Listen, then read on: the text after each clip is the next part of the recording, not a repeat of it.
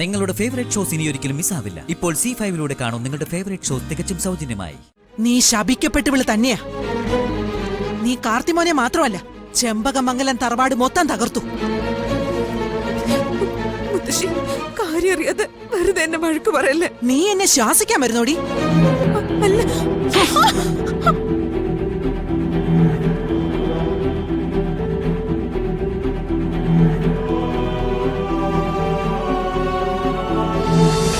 ആ സിസ്റ്ററെ, പ്രിസ്ക്രിപ്ഷൻ കിട്ടിയോ? മരുന്ന് കിട്ടി.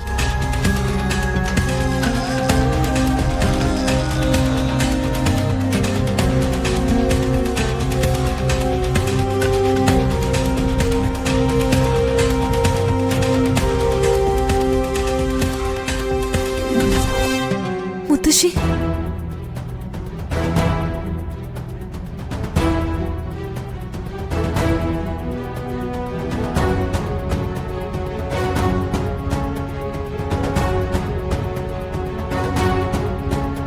എന്റെ കുഞ്ഞിനെ കൊണ്ടുവന്ന് ഇതിനകത്താക്കിയിട്ട് നീ എവിടെ നടക്കുമായിരുന്നടി? എന്താടി മിണ്ടാത്തത്? നീ വീട്ടിൽ നിന്ന് വിളിച്ച് എവിടെ കൊണ്ടുപോയതാ അവനെ കൊലയ്ക്ക് കൊടുക്കാൻ? മുത്തശ്ശി, ഞാൻ മിണ്ടരുത് നീ. എന്നെ മുത്തശ്ശിന്നൊന്നും വിളിക്കണ്ട. ഞാൻ നിന്റെ മുത്തശ്ശിയല്ല. വീട്ടില് വളരെ സമാധാനത്തിലിരുന്ന കൊച്ചിനെ വിളിച്ചിറക്കി കൊണ്ടുപോയി എന്നിട്ട് കൊല്ലാറാക്കി കൊണ്ടുവന്ന് ഇതിനകത്ത് ഇട്ടു. നാശം പിടിച്ചവള്. നീ എവിടെ കാലുകുത്തുന്നോ അവിടെ നശിച്ചു പോവും. ശാപകാലത്ത് എന്റെ മകനുണ്ടായ അസുരവിത്ത്. മുത്തശ്ശി, എന്തിനാ എന്നെ ഇങ്ങനെയൊക്കെ ശപിക്കുന്നെ? ഞാൻ എന്ത് തെറ്റ് ചെയ്തിട്ടാ? നീ എന്താ ചെയ്തെന്ന് നിനക്കറിയില്ലേടി? നീ ശപിക്കപ്പെട്ടവള് തന്നെയാ. നീ കാർത്തിമോനെ മാത്രമല്ല, ചെമ്പകമംഗലം തറവാട് മൊത്തം തകർത്തു. മുത്തശ്ശി, കാര്യം അറിയാതെ വെറുതെ എന്നെ വഴക്ക് പറയല്ലേ. നീ എന്നെ ശ്വാസിക്കാൻ വരുന്നോടി? അല്ല,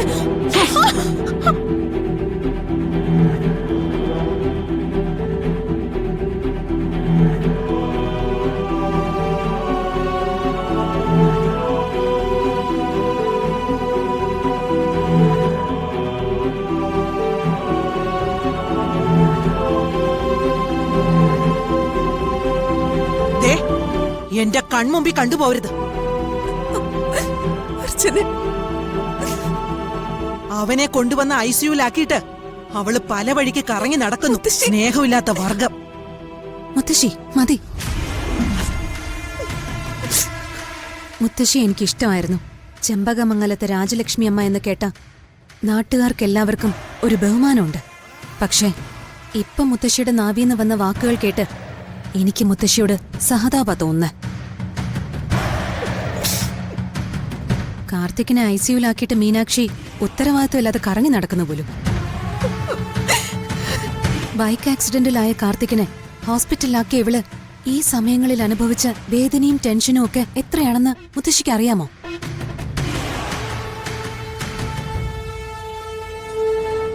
ഹോസ്പിറ്റലിലായ കാർത്തിക്കിന് ചികിത്സ നൽകണമെങ്കിൽ അഡ്വാൻസ് പേയ്മെന്റ് അടയ്ക്കണം ഈ ഹോസ്പിറ്റലില്. ഇവളുടെ കയ്യില് പണമില്ല. ആരെങ്കിലും ഒന്ന് വിളിച്ചറിയിക്കാനാണെങ്കിൽ മൊബൈല് ചാർജ് തീർന്ന് ഓഫായി പോവുകയും ചെയ്തു. എന്ത് ചെയ്യും ഒരു പെൺകുട്ടി ഈ അവസ്ഥയില്? ആരുണ്ട് കൂടെ ഒരു തുണയ്ക്ക്? മുത്തശ്ശി ഈ സിറ്റുവേഷനിലൂടെയൊന്നും കടന്നു പോയിട്ടുണ്ടാവില്ലായിരിക്കും. പക്ഷെ കടന്നു പോയവരുണ്ട്. അവർക്കറിയാം ഇവൾ അനുഭവിക്കുന്ന വേദനയൊക്കെ. പക്ഷെ ഈ മീനാക്ഷി കാർത്തിക്കിന്റെ ജീവൻ തിരികെ കിട്ടാൻ വേണ്ടി ഒറ്റയ്ക്ക് നിന്ന് എല്ലാത്തിനെയും നേരിട്ടു. പണം വേണം, അത് കണ്ടെത്തി. പേഷ്യന്റിന് ബ്ലഡ് വേണം, അതും കണ്ടെത്തി. കാർത്തിക്കിന് ജീവനും തിരിച്ചു കിട്ടി. മുത്തശ്ശിയുടെ കൊച്ചുമകനെ വലിയൊരു ആപത്തിൽ നിന്ന് രക്ഷിച്ച ഇവളെ മുത്തശ്ശി എത്ര വട്ടം ശപിച്ചു. അർച്ചനെ, ഇവളെ ചേർത്ത് പിടിക്കുന്നതിന് പകരം ഇവളുടെ ഹൃദയം കീറി മുറുക്കിയല്ലേ ചെയ്തത് മുത്തശ്ശി?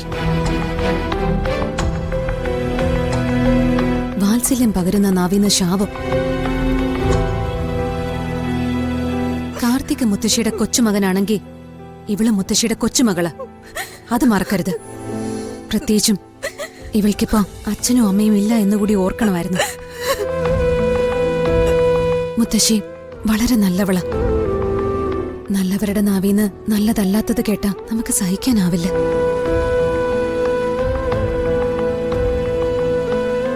മാത്രമല്ല മുത്തശ്ശിയെ തെറ്റിദ്ധരിപ്പിക്കാൻ വളരെ എളുപ്പമാണെന്ന് തോന്നുന്നു. ഇവളെ പോലൊരു പേരക്കുട്ടിയെ കിട്ടിയത് മുത്തശ്ശിയുടെ പുണ്യമാ. അത് പിന്നീടാണെങ്കിലും മുത്തശ്ശിക്ക് മനസ്സിലാവും. ഞാൻ പറഞ്ഞത് സ്നേഹം കൊണ്ട്. അതൊരൽപ്പം കൂടിപ്പോയെങ്കിൽ മുത്തശ്ശി എന്നോട് ക്ഷമിക്കണം.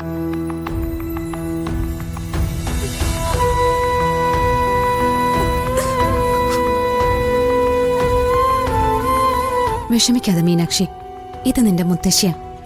നീ അങ്ങ് ക്ഷമിച്ചേക്ക്.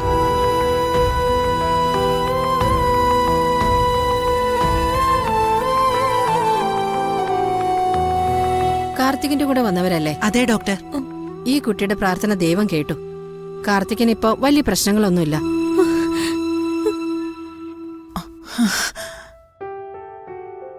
ഇപ്പോൾ ആ മരുന്ന് കൂടെ കൊടുത്തു തുടങ്ങിയപ്പോ എല്ലാം ഓക്കെ ആയി.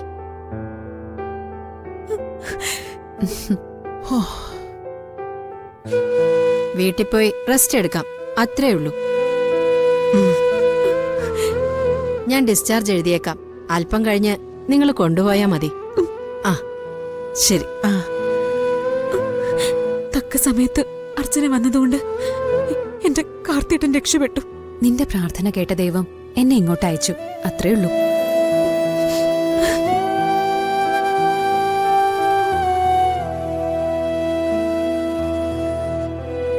മുത്തശ്ശി, ഞാൻ പോവാട്ടോ. പിണങ്ങല്ലേ? എന്തുണ്ടായാലും തളരുകയോ പതറുകയോ ചെയ്യരുത്. കരുത്തോടെ നേരിടണം.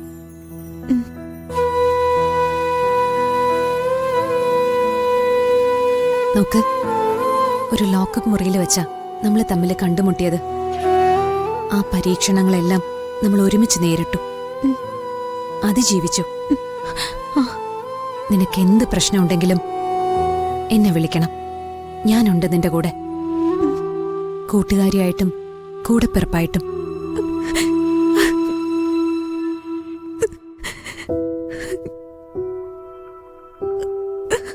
ഞാൻ പോട്ടെ. ശരി മുത്തശ്ശി.